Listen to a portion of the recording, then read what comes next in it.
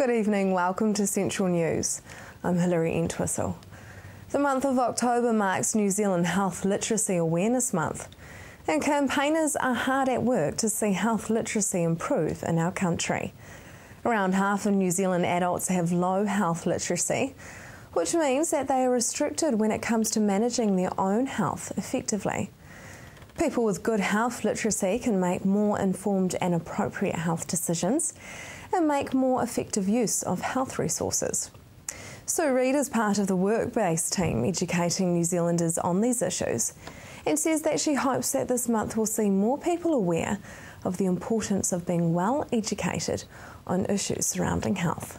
It's all about what it says. It's about building awareness of health literacy, which is a really important thing for people in the health system and for patients and families to understand how they can build their knowledge and understanding.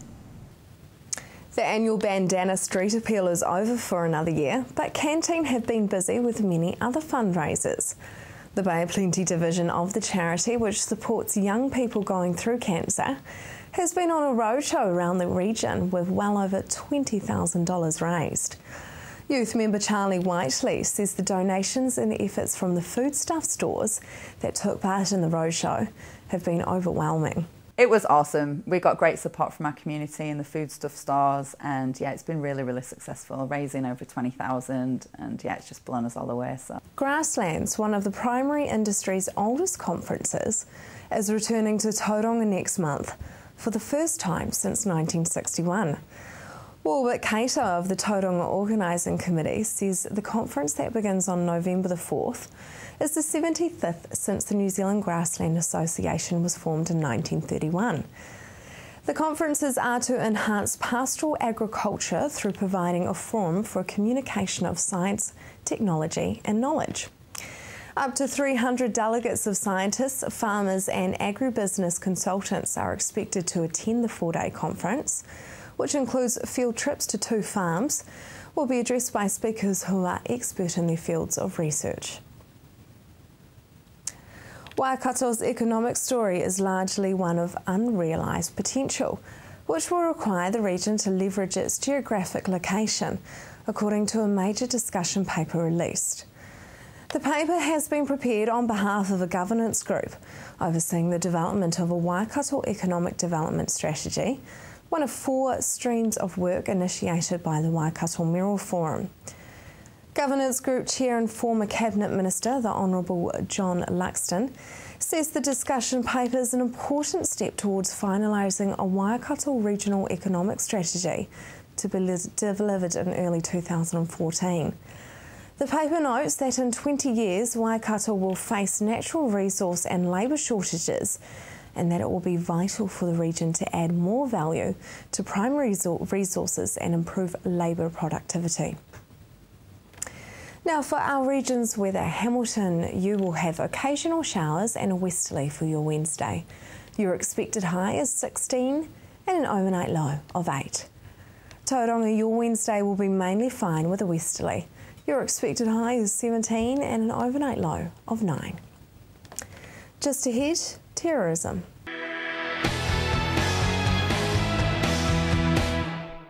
Welcome to Central News on TV Central. Around the world, acts of terrorism have been on the rise. With each act, the world is left questioning motives and resolutions. Professor Al Gillespie from Waikato University has done significant study on war and terrorism and shares his views on the current state of terrorism in the world. Has terrorism increased? I think the first thing we have to do to make sure we're both on the same page is understand what terrorism is. Terrorism, as in non-state actors who intentionally target civilians for the purpose of influence, has increased. This is a problem which has been going on for over 1,000 years, but we now know in recent times it's spiked. If you look at what's happened since 2001, when the war on terror began after September the 11th, we have got a 4-fold increase in terrorism. And how has terrorism changed? Within this increase we can see 3 trends. The first trend is the location of terrorism. Some countries are actually safer than they were before. The best example of this is the United States. In America, there is less incidents of terrorism now than there were in the 1970s and 1980s. In fact, it's more likely if you are a victim of terrorism that it will be from an environmental group than from a religious group. The United States is actually believed now to be 19 times more safer than Western Europe, and Western Europe is hundreds of times more safer than other parts of the world. It's in the other parts of the world which are unstable and insecure, like Iraq, Afghanistan, Pakistan, Nigeria and Kenya, where we're seeing the most recent incidents, that the problem is really spiking. The second change of what we're seeing is the methods of the attacks are changing as well. In the 1970s and 1980s, the best targets were often things like aeroplanes or airports. Now, because of technology and security, terrorists don't go for those. They go for much more softer targets, and their method of delivery has changed. Originally, in the 1980s, in terms of suicide bombers, you were looking at about 4 per year. At current times, it's about 400 per year. And within this, people are seeking a very cheap and effective ways of getting fear, publicity, and hoping to bring reprisals upon themselves to make them look even more martyrs. The final way that it's changed is that it's religion. Terrorism tends to swing between being political terrorism, like you kill for being left-wing or right-wing, or religious. At the moment, it's the religious terrorists which are taking over. Primarily, they are Muslim. Having said that, it's not a monopoly. We also see Christian terrorists and we see Buddhist terrorists.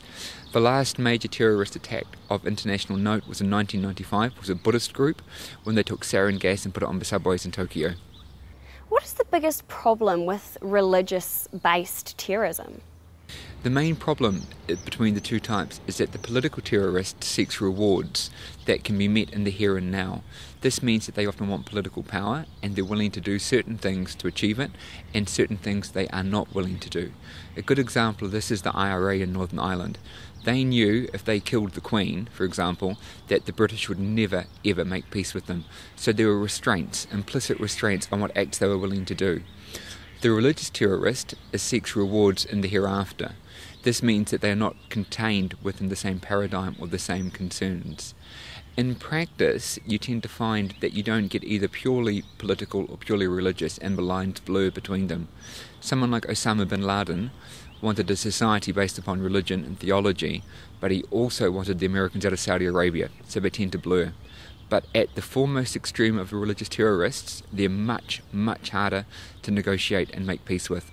And what is the biggest risk when it comes to terrorism? The biggest risk with regards to terrorism at the moment is that they will be moving down towards the path of weapons of mass destruction. Weapons of mass destruction are chemical weapons, biological weapons and nuclear weapons. We know at the moment that there's an international market in the trade of small arms, and so you can buy something like an AK-47 for about $50, a surface-to-air missile for about $5,000, and after that we know that they are trying to get the bigger weapons, the really nasty ones. Osama bin Laden was on record for wanting a nuclear bomb, and our biggest risk is that one of these groups, whoever they are, gets hold of a weapon of mass destruction. If that goes off in certain parts of the world, there will be could be a domino effect. What do the terrorists want? It depends which country you're in. What we're seeing with the religious terrorists at the moment is two strategies. If they're operating outside of a country, like they're operating, say, in Kenya, or they're operating in other parts of Africa, what they want is to keep the non-Muslim countries out of what they see as their backyard. So the acts of Al-Shabaab in Kenya were designed to punish the Kenyan government for being involved in Somalia. We're seeing this pattern repeated where they do it to keep the West out. If the acts of terror are being done within a country where they're fighting for territory or power or influence, it's often an ethnic hatred, and it's not about keeping people out, it's about keeping complete control of a region. And in this type of situation, we're beginning to see crimes of war and crimes against humanity on a scale we have not seen for quite some centuries. Do you think that terrorism can be defeated, and how? It depends upon the time frame that you're looking at. As I say, terrorism is a problem which goes on for thousands of years, and you can defeat them, but you can't do it in a short term. In a longer term game, there's a series of things you've got to be looking at. The first thing, the foremost weapon against a terrorist, is a liberal, tolerant democracy, whereby people learn to value each other and that violence is not acceptable and the non-valuing of others is not acceptable. The next thing, you've got to remove poverty, because people who are poor will often be looking for extreme examples. You've got to create a meaningful society of inclusion so they don't feel excluded. Having said all that, you will still find that you get educated, well literate people who are clear and just want to do evil acts. And sometimes it's not just about the society, it's about having to use force to defeat these people. We can use the military force, but sometimes we find that the military force we use, or the methods, are not successful. Sometimes, like with our use of torture, Guantanamo Bay, the use of drones, the use of rendition, we end up creating methods which make us worse in the eyes of the enemy and actually only encourage them. If you're interested in finding out more, visit terrorist-research.com for a comprehensive analysis of what is happening around the world. Coming up next, the first age-friendly city.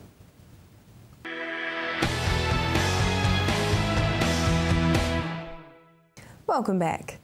The age-friendly city strategy has been adopted to Tauranga, making it the first age-friendly city in New Zealand. So what is active ageing, and why is it so important that it is encouraged? Well, active ageing is really what ageing is all about. We know that geographically actually we are living older, but we don't want to be living older and not being well. We need to be active, keeping busy, and really make that a good time of life, because 60 to what? 90, 100? We don't want to be trailing. We want that to be a really good time of life. So active ageing is about just expanding the quality of life. It's just quality of life. What makes a city age-friendly? Well, there are a lot of things that do that, but really it's I think the key word is inclusion. It's just that the older people need to be included in the city, they need to be valued, and they need to be appreciated. And once you start thinking about valuing older people, then activities include them. You have signage which they can read, you have their ability to get in and out of buildings, walkways, all the things that we take for granted as you're younger should be also accessible to older people. So that's what makes it friendly. Include them. What is the vision of the age-friendly city strategy? Well, the vision is that Tauranga would enable people to live independently and participate in all aspects of community and city life as they age. So that's fairly broad and comprehensive, but it's a really important thing, the living independently. And what we've stressed in this strategy is that we think that the value of the community is absolutely paramount.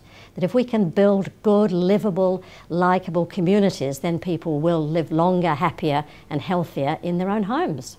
Ageing in place has been identified as being quite important.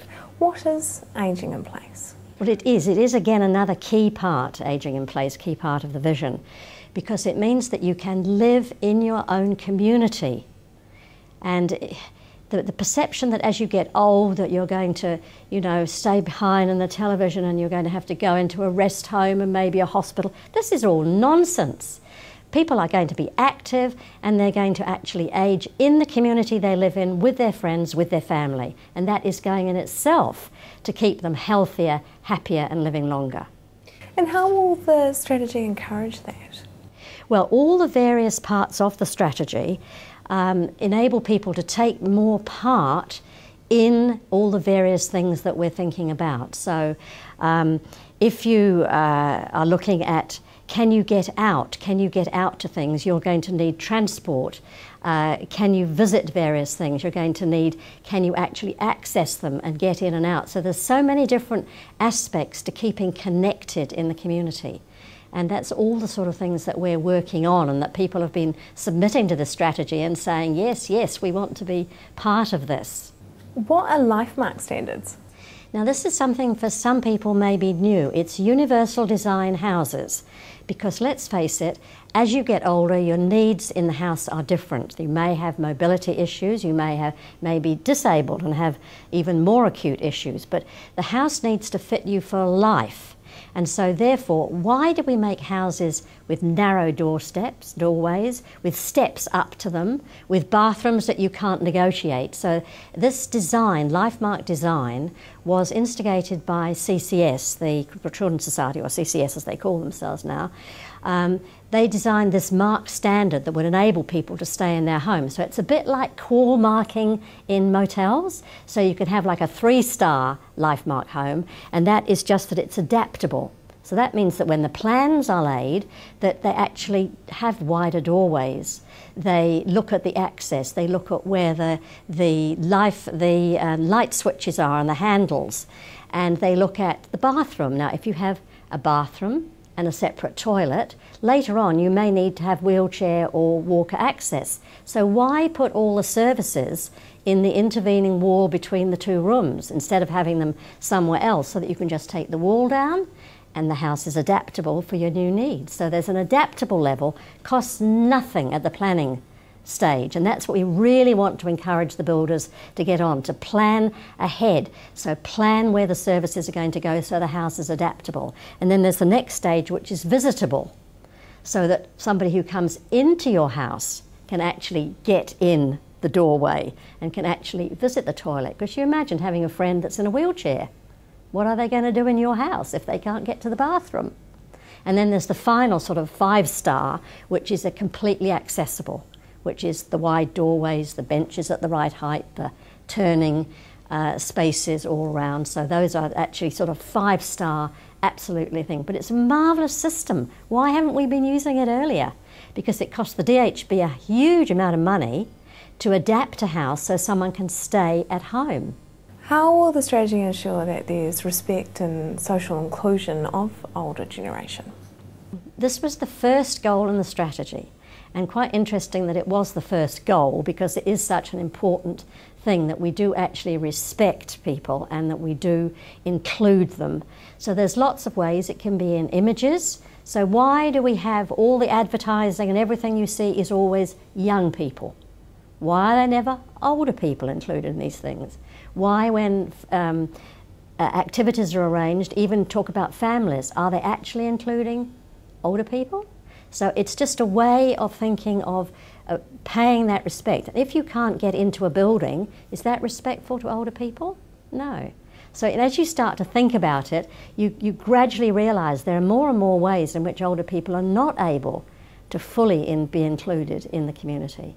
To view the strategy, visit tauranga.gov.nz. Coming up next, the Katikati upgrade.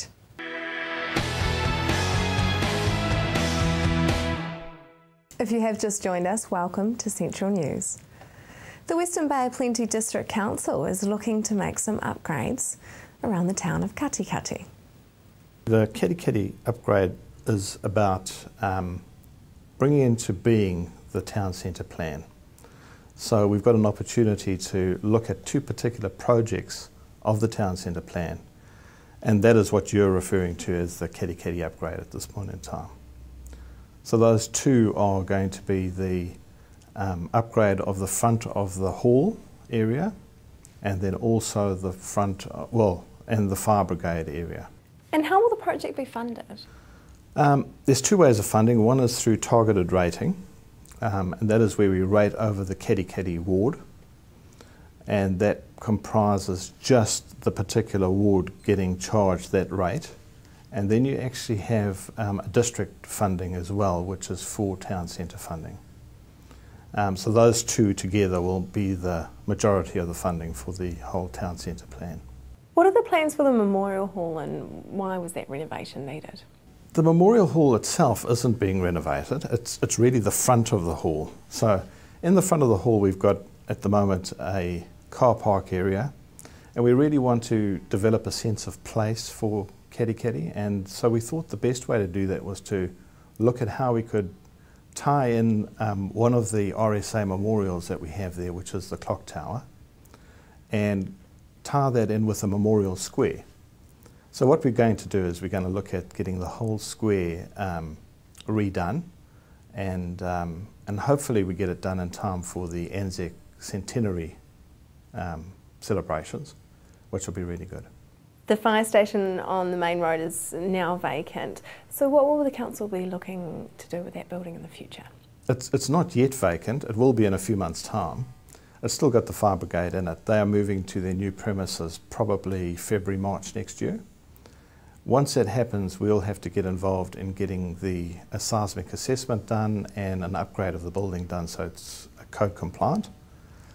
Then what we plan to do is to actually get the community involved in assessing what sort of community groups would like to take part in being accommodated in that area. So there will be some sort of consultation process that we go through. I'm in the process of preparing a bit of a notice and a bit of information for prospective people that would like to be accommodated. The earthquake standards, will they have an impact on that building? Absolutely. One of the things we're finding is that almost on a monthly basis, the earthquake standards are improving and requiring us to be more specific in what we're going to do and more careful in what we're going to do to make sure that it complies with the earthquake standards of the day. Are there any other buildings in Katikati that the council may have to invest in strengthening? The only one that I think we might have an issue with is probably the Memorial Hall itself. It was built in the 50s and obviously was built to the codes of that day. And I think we're going to find that there's some work that needs to be done there. We haven't done any preliminary investigation at this stage. It's on the work program to do in the near future. Will there be any other community meetings that people can attend to have their say? It's unlikely that there's going to be a widespread community engagement process. As I explained a little bit earlier, we've done the town centre plan, and that's had significant input from the community. So it's really about implementing what the community now wants. We will be meeting with the odd stakeholder group specifically. For example, the Memorial Hall, it makes sense to talk to the RSA and it makes sense to talk to the Hall Committee as well. So we'll be doing that. You are aiming to have the town upgrade completed by Anzac Day. What's the celebrations for that?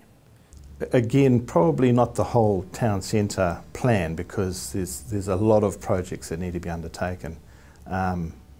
What we're hoping to have done is the Memorial Square. We're hoping to have something that will make Katikati proud and will make the RSA especially proud of what's happened. Because after all, I mean, the whole community is really proud of what the guys have done for us overseas. If you would like to view the plans, you can do so on the Council's website, westernbay.gov.nz. That is the news for today. We really want you to be involved, so like us on Facebook and let us know your views.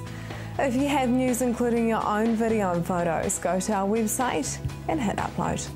Thanks for joining us. We'll be back tomorrow night with more guests from in and around our regions. I'm Hilary Entwistle. Have a lovely evening.